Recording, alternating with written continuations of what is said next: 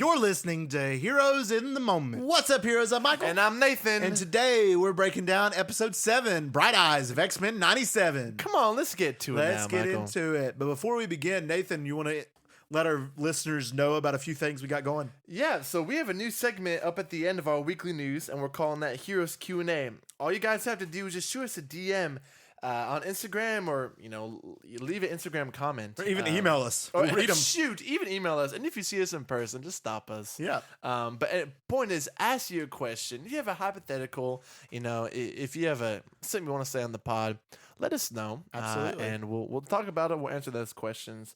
Then also, if you want exclusive access to our episodes, and that includes additional movie reviews outside of our general purview and early access to all of our episodes, feel free to subscribe to our new membership called Heroes HQ. Absolutely. And that'd be awesome to do so because it's got some fire content over Some there. So banger go check content that over out. there. So let's get in without further ado into episode 7 of X-Men 97. And must I say, once again, like this show has just got it all going for it. I think this episode was definitely cool. Yeah. It was definitely, and it's finally like the biggest takeaway I get out of this episode is it was finally a good setup for a 3-part finale. Yeah. Marvel's been failing at that, right? They really have. A lot of times, either they go way too far with the first episode, absolutely. of a setup, or they don't lead to the end at Right, all. So, right. like I said, it was a good lead up, and I thought it works really well as a stand up episode too. It does. It had so many different storylines that were going Story, on, and I thought they fit it all really well. I agree. Inside. I agree. It had stories, it had cameos, which we'll get into here in a few minutes. Yeah. That I'm sure made you happy. Yeah, it made me happy. And then a few other cool details we'll talk about. But yeah, this was a good episode, and it was a good burner. And I mean, once again, it's just like, wow, Marvel, you're finally cranking stuff out with animation. So I'm like, well, maybe you should start looking towards your animation department more. I know, dude. Now I'm than gonna your live expect action. that same level of quality for like all their future projects. Absolutely. Which is, I guess kind of It's a tough unrealistic. ask, but man, I was watching some other guy the other day, and he was just saying that the show is doing so well, like they seriously got to consider, after this, dive into all these other comic stories, building an Absolutely. Avengers team, Absolutely. building the Fantastic Four team, and like you said, since now Disney owns all of these characters, like why wouldn't you just combine them all? They really could. And this is the perfect kind of preview of what a full-on animated universe could potentially look like. Yeah. I mean, Marvel has done so well prior to, the whole Phase 4 2020 debacle with the ending of Endgame that it built up so well in that live action department and did such a good job there. And now that you can see like the decline after that with all this trying to force so much content, trying to do so much. Yeah. And then now when you've slowed it down, just cranking out work and focusing on episode to episode and having a good cumulative story that all fits and builds on one another in the animation department, you kind of can see like maybe Marvel should be putting the resources into animation instead. Yeah, no, I'm with you there, and obviously, they're not going to get people in the theaters, unless they're doing these animated movies coming out of these shows, Right. But then again, like I think this will definitely hype up the Disney Plus subscribers. Oh, absolutely. But like I said, I mean, I see no reason why they couldn't just develop all these huge storyline comics, like House of M. I think a lot of times that these animated shows will do a much better job at adapting these And comic you book could- storylines than these live action movies and will. you could still absolutely have your big name actors play them in the animation. And you can kill them off and bring them back, I think, with a lot less. Oh yeah, and it's a lot easier and you can make it make people. more sense Yeah. Than in live action what's been done before. So it's really doing really well in what it's done for. And Marvel, is notoriously on the Disney Plus shows have been doing like they have a really good first couple episodes and then a pretty good build up, Yeah. and then it usually falls off at the end is kind of the trend we've seen. And with this show, they've kind of built it up perfectly for this 3-part finale. So I'm really excited to see how it finishes out and what we finally get with this series. Yeah, I'm excited. I'm absolutely excited. All right, so this episode starts off with Gambit's funeral, officiated by Nightcrawler, fittingly enough, and Rip. And He did a great job. Nightcrawler did. Yeah. I love Nightcrawler. He's so cool, He's dude. a cool character. He's so cool. And the final trailer actually did show some really cool clips. I'm excited to see of him in the end when that comes around, the final 3 episodes. But hosting Gambit's funeral, and this also, like, showing Gambit's funeral, like, made it feel okay, is this real? Yeah. Is this death actually real? I still don't think it is. I do think he's coming back, but it did make it feel more legitimate. Yeah. Like this is an actual, like he died. I know. it kind of puts to bed most, if not all, of the rumors that he's coming back. Yeah, I do think he is, but yeah, I mean, I still feel like he has to. It's 5 episodes in. yep. And everyone loves Gambit. Oh yeah, Gambit's he's definitely a fan favorite. Yeah, and I love that. In attendance at Gambit's funeral, you had of course the remaining X-Men plus his former gang and family members from New Orleans who came to support him. Of course, at his funeral, and then but there was someone absent from his funeral, being Rogue. And Rogue, like this character of Rogue, I'm loving how they're doing. She was going crazy, dude. Yes, in this episode. She wanting revenge, and you could tell. So it cuts over to Rogue, and she is trying to. I mean, she wants to find out like what happened, like how did this happen? Now who's do we responsible? allow it to happen? Yeah, right. She's going after Trask. She's trying to find Garvik. She's trying to do all these different stuff. So where does it end up? She goes to General Thunderbolt Ross's military base. Great idea to try to steal the secrets from a war general. Oh yeah, trying to steal these. And I thought it was really, really cool. I think it was a little bit of a missed opportunity to not have had Harrison Ford kind of voice him, just because. I mean, I think he would have done it for like a couple of lines. And that'd been so easy. Just come in the studio and especially to be like he's going to play this character in the future in live action. I think it would have been a cool fit. Yeah. But it was still cool to get this cameo, and him mention the Hulk as well was also super cool. It's like this was facility meant to keep the Hulk in, and then Rogue just breaks in with ease. Was super cool. Dude, she is so powerful. She's very powerful. She is so powerful, dude. I mean, she has the leftover abilities of Captain Marvel in her. Plus, she could just take anybody's powers at any given time. She's a powerful character. Yeah, I definitely feel like throughout the show so far, they're kind of underplaying her power, especially in this episode. Yeah, they show it. Okay, now. Yeah. Okay, Rogue. It was super cool. It definitely kind of hurt to not see her at the funeral. I know. What was it, Logan, who later said that everyone deals with grief in their own ways. But man, it's that hurts. And then Jubilee was the one that said like she should be here and all this stuff. But I think it was actually Nightcrawler that said. Was it Nightcrawler said that? That everybody deals with grief in their own ways, and then it cuts over to her, and it shows that obviously she's going to be mad, not only the fact that she lost her true love, but at this point thinking that she lost both of her true loves. Back to back. That's just brutal. Yeah. So that's definitely harmful. So that's she's going in. Village and origin story right there. Yeah, that is a Village origin story for sure. All right, so after this, she tried to get some information, and then she leaves from this base. Then it cuts over to Cyclops talking to the president about this foreign affairs in Genosha and what's happening. How is the president of the United States going to help? But essentially, they're doing nothing. Yeah. Cyclops is like, "What the heck? This is like you promised to help us. Like it's out of my hands." Which also kind of plays into this show is very political, but good. Like it shows the politics needed for mutant affairs, civil rights, all of these different things. It's really, really cool. I love getting to see that part too. I feel like in live action, we never got to see too much, besides really in Civil War, with the whole deal there. I really enjoyed just getting to see the political aspect of it and seeing, how these mutants, how these characters' powers like affect the political realm. Obviously, that's you can't have one without the other. No.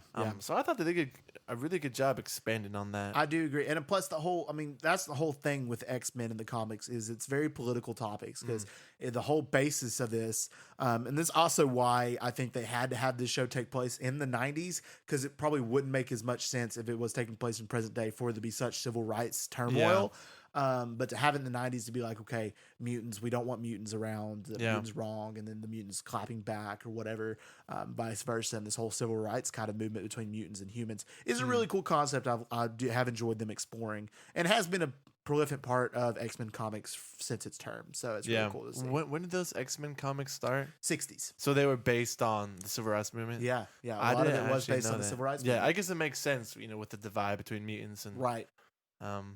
Humans, huh? Yep, I didn't know that. Yeah, it actually is interesting to see like how all these characters spawned because a lot of Marvel characters kind of came out of inspiration from real world stuff. Like Captain America was literally invented as a symbol of nationalism. Yeah, during the World War II. Yeah, and to show like, okay, we're America, we can conquer these guys, someone, we can win. And the same with X-Men to kind of really reiterate what's going on with the civil rights movement. So it's really cool. So all the other countries are just lamer. They didn't make their own superheroes like we did. I know to help booster their nation, their forces. They need to work on that. That's what we want. That's what you're saying. This is because we had Captain America. We had Captain America. Yeah. Oh yeah, that's true. All right, so then we go back over to Genosha, and we finally get to see the damage, the like what's going on. They're trying to find survivors, all of this stuff, and then you have Professor X's old girlfriend here, the nurse, who's trying to help and helping with all this stuff along with Beast. And then the interview with Beast, and Beast has some fire lines here. Yeah, man, he is a fountain of wisdom. He is, but he was also starting to sound like Magneto. There towards the end, he was like, "This is what we've let happen." Yeah, and this is what has occurred, which is definitely a little more odd for his character. It is. He's always very even, and I was glad that they went back to Genosha, that they showed how it's in shambles, trying to work together to make it better. I was just glad they didn't just kind of brush over it, and then they come back a season later and it's rebuilt. You're like, let me see that slow and let's steady see process. the damage. Like, let's see how much was actually affected from this situation. Let me see the consequences. Absolutely, absolutely. And then as a result of sifting through Genosha, they said they had in contact with a telepath. So Cyclops was thinking Madeline Pryor, along with others were like, Madeline Pryor's still alive. Yeah. But instead they found Emma Frost was still alive, which makes completely sense considering her diamond ability to turn her skin into diamonds. So that makes pretty OP sense. if you ask me. Yeah, it is a pretty OP power. But she is revealed to be alive, so that makes total sense with her character and seeing like what's her future going to be like for the show. Probably not this season, but in future seasons, maybe she'll have more of a bigger There's no role. way they're gonna force her in really big here at the end. No. Not yet. Eventually, though, there will be. All right, then we get a really, really cool sequence that I think both of us can agree was unexpected but welcomed, where Rogue comes over to try to find some more information, and then we see this star on a motorcycle, and like, what is this? Yeah, what could this be? What could this possibly be? Who? And then we get a shield thrown at Rogue's feet, revealing Captain America to have a cameo. What do you think? Man, I was not expecting this at all. No. And this cameo, the best part about it didn't feel forced. No, it was natural. It felt natural. It was natural in the moment. Like they're doing it so well, man. With General Ross, they're doing it well. They are, and the guy who voiced Captain America is the same guy who voiced him in What If. So that was cool. I still would have liked Chris Evans to come in and be like, "Hey, why don't you just one more time?" Yeah, they're like, "He's alive." No, this is a whole different multiverse that we're dealing with here. But it was super cool to see Captain America back in action for the first time. He looked really good. I like the suit design. Classic. Yep. It was definitely a classic suit, and I also appreciated the X-Men 97 is not afraid to show that this is a Marvel world that has all of the characters. It has the Avengers. It has all of these characters, but it's just focused on the mutant affairs. But it also brings the question, like, where were the Avengers at this time? Maybe they hadn't formed yet. That's also, it's probably a likelihood that they hadn't formed yet. They're just their individual abilities. But where were they? Where was Captain America? Where was Hulk? What year is it set in? 97. Okay. Yeah, so where are all these people? What was going on? So, but it was cool to have Captain America there and also kind of talking with Rogue and be like, we're on the same mission. We're trying to figure out where this guy is because I want to figure out just as much as you did what happened to Genosha. He's a real G. It was awesome. Yeah. Who was she trying to track? Was it Trask or she was trying to Gyrich? How do you say his name? Gavrik, I think, or Gyrich. One of those. It's spelled like Gyrich, but I don't think it's pronounced that way. Gavrik. But I know, yeah. But he was trying to find Trask and the other dude. They're trying to find him because that's who she was blaming, which naturally, obviously so, because that's who creates Sentinels. And they were trying to figure it out. But Captain America was also trying to teach her and be like, hey, you got to be reasonable. And she's like, no, I got to go find him. And then she does when they figure out, like, okay, he's in Mexico. Yeah. And then she throws his shield all petty like. Just yeets it. She like, whoa. How is he supposed to get it back? I guess not. Good little jog. I guess she did that right so he wouldn't be able to join her, right? I don't know. Or was it probably just out of mad and petty. Yeah. She just probably been petty. She's like, go get it. Fetch. Fetch, boy. Fetch, boy. Imagine, you golden retriever man. His hands on sight, dude. If someone threw something of mine and told me to fetch it. Oh, yeah. Hands on sight. It's hands on sight, Michael. All right. So then Rogue finds Gavrik or somebody. Something like that. I can't pronounce it. Whatever. I can't either. And he finds him. And then he's not intimidated, though. He's like, you can't get to me now. And then she's like, screw you, and just touches him and steals all his memories. Breaks in the prison and just steals his mind. Yeah, and then because I think she got mad, too, because he was under house arrest and not full arrest. And he's living in this big old huge mansion. And she's like, are you kidding me? Yeah. That's pretty nice. I could see myself there. Yeah. You know, not for the same crimes, obviously, but No, I mean, It's if better like than if normal I had prison. the knowledge that I would be put under house arrest in a big old mansion, I would go to a crime. I would go. Yeah, I would this commit the crime. Absolutely. I mean, if that was going to be my punishment, I was like, that's better than Oh now. man, this sucks. I would hate to. Does it have a pool? Does it have a pool? Yeah. It's I a mean, bowling lane too. A chef in it? Yeah. Oh man, a private Dude, chef. I'll take it. Yeah, yeah. I'm being punished hard. A little bouncy house. Just in one corner. Just like a just jump room. Oh, Like I've you go in always as a wanted bouncy room. every wall. Yeah, it's trampoline. Yeah, dude. Sick. Yeah, Even the ceilings, you're just sick. like Yeah, it's you just like a sandwich. you're going back up and forth, down. and you can't get out. You're like, help! This is punishment. Oh, That's good. That's funny. That's funny. all right, so then we get a scene with Roberto and Jubilee or Sunspot, Roberto Sunspot, where they go and finally tell his mom about he's a mutant. Yeah. And it's funny because it was like, just slow down, small talk, and then it just cuts to him. He's like, I'm a mutant. And that was Yeah. funny. But he tells his mom, and at first I was like, the mom was like super cool with it. She's like, yeah, we knew. And I was Yeah. like, mom's great. Like, why didn't you tell her sooner? And then she goes, but now let's talk about how to hide it. And I'm like, oh, of course, Yeah. every time. Why can't we just have one good mom or Yeah. dad that like that's not a mutant to love their son I know. or daughter and be like, I accept you with open arms. But no, it's like, let's hide it.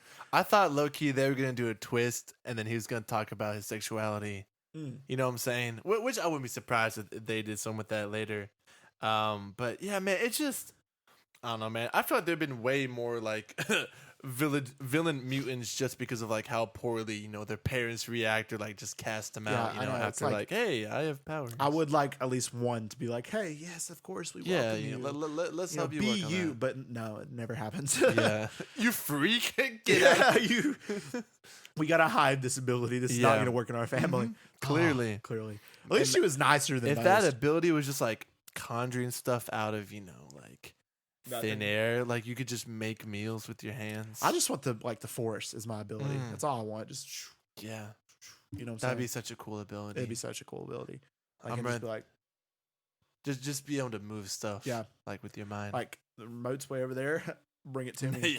Now it's over here. I've been in many situations where I'm like, That'd be dadgummit, nice. get up. Yeah. Or you forgot to close like the fridge door. You forgot to turn off the light. Oh, dude, I hate. And you Or, like, like, settle down. You put on your blanket. Or on like the couch, somebody comes into like the room or whatever and then leaves the door open and it just like and you're like half asleep at that point. too. exactly. So Yeah, that'd be nice. yeah. I Also, could get on board with public that. service announcement: if you are somebody who opens a door that was obviously closed and then walks out and leaves it Leaves it open, open, yeah. you are wrong. Yeah, you are what's wrong with society. You are wrong. Like that's messed up. Don't Yeah. do that. Shut the door back all the way. All Don't the leave way. it cracked. Leave things as All you the found way. them, as my parents taught Please. me. Yeah.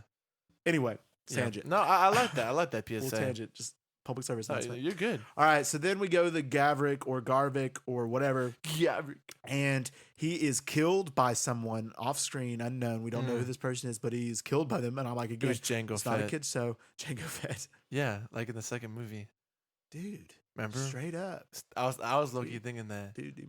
Yeah. You're onto something there. Yeah. Dude, straight up. Like the Emperor told Dooku, Told told Django, told the bounty hunter, told Bounty Hunter the, used the the droid, worm, and the droid used the worm. worm. Yeah. To kill Padme. That's so weird. Like, how much do you want Padme Imagine dead? Dooku could just do that himself, but he's too, high He's up too for up that. in a bond. But yeah, it Yeah. was an assassin. That's seems funny. like. An assassin. Who this person is killed Who Padme. was hired by this person? Who's hired Everyone by just this wants to kill person? Padme. Yeah, but no one wants to do it. No one wants to actually kill No Padme. one wants to do it. That's funny. All right, so then they, after finding out what happened with Garvich or whatever, they go after Trask. They decide, okay, that we got to find this hotel. He sent them a message He's originally. in and he was Madripoor, like, Madripoor. which was in Falcon and Winter Soldier, right? Mhm. Okay. Yep, that was the place where like the villains are. and We stuff. should have seen way more of that in that show. I feel I like. know, I agree. So they go over to Trask, and then they find him having his whole Oppenheimer moment, which did you get the Yeah. reference? They were like, J. Yeah. Oppenheimer, and then he's like, I have become death, Yeah. or whatever. And it was like, man, he really is Oppenheimer. He over really here. he want to be He Oppenheimer. became Oppenheimer. he wishes Killing he was Murphy, Killian call him Murphy. up. They would, yeah. He voiced Trask. Yeah, he has Einstein in the corner, just like whispering knowledge in his Whisper ear. knowledge, and then Strauss coming down and be like, what did he say? Oh man, that part was so cool, dude. Crow, good. All right, anyway. And then he's talking about all this stuff, talking about he wants to commit suicide and all Yeah. this stuff. And then Rogue is like going to stop him, but then realizes he doesn't know the knowledge that she wants, and she literally She drops just lets him Like, die. She lets him 'Cause die. he was already trying to kill himself, you know? Yep. So then Rogue stops him from trying to kill himself. And then proceeds And then she kills him, And she kills essentially him. by letting Yep. him go. and which is like, whoa, Rogue, like you're that character. Also, like I must say though, there was like 3 different characters that could have stopped this from occurring. I know. Nightcrawler could have literally just teleported and caught him, or Jean could have literally just stopped him from falling. They're all guilty then of murder. I feel like I they didn't all think about have that. secondhand Yeah. charges. They could have easily interfered. Oh yeah, Or like Mr. Incredible could have jumped off from another Jumped building. off and just caught her. Yeah, or dude. caught him. Gotten sued. Oh, that's good. All right, so then we get it, but it realized that actually he's not dead, but he was mixed with a Sentinel hybrid. Yeah, it turns into a freaking scent. turns Well, into what was Sentinel. all that, man? So a lot of the things that's coming on is what this new villain that was introduced, and he kind of implements these things called the Nimrod, which is a Nimrod like the main Nimrod. Sentinel, really bad Sentinel, and like implements a lot of this stuff into their bodies, to where they become that and have those abilities. So pretty crazy. Okay. So they have this whole fight sequence, fighting off of this, and then Cable comes in to He help. shows up. He is so cool. He's so cool. Cable's awesome. Nathan Also, Summers. this episode is called Bright Eyes because Cable's nickname in the comics is Bright Eyes. Bright Eyes. Because like his eyes shine or whatever. Not to be confused with Mr. Brightside. Mr. Bright. Well, we can't get sued. I'm sorry. That song is so not good, copyrighted. man. That's the song of the 2000s. Dude, it's a song of now, man. You hear it every wedding when they're dancing. Oh, that's true.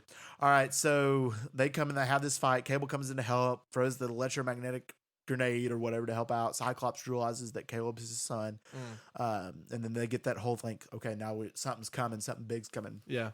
And then you get not one but 2 huge reveals at the end of this episode. One being we see Sinister, and then we realize that Sinister is actually not the real main villain, but it's actually a new one introduced, Bastion. What do you Bastion, thought? yeah. What do you think? First of all, voiced by Theo James. Theo James voices him. Which Super when cool. I saw that, I'm like, oh, I knew he Yeah. sounded familiar. Super cool.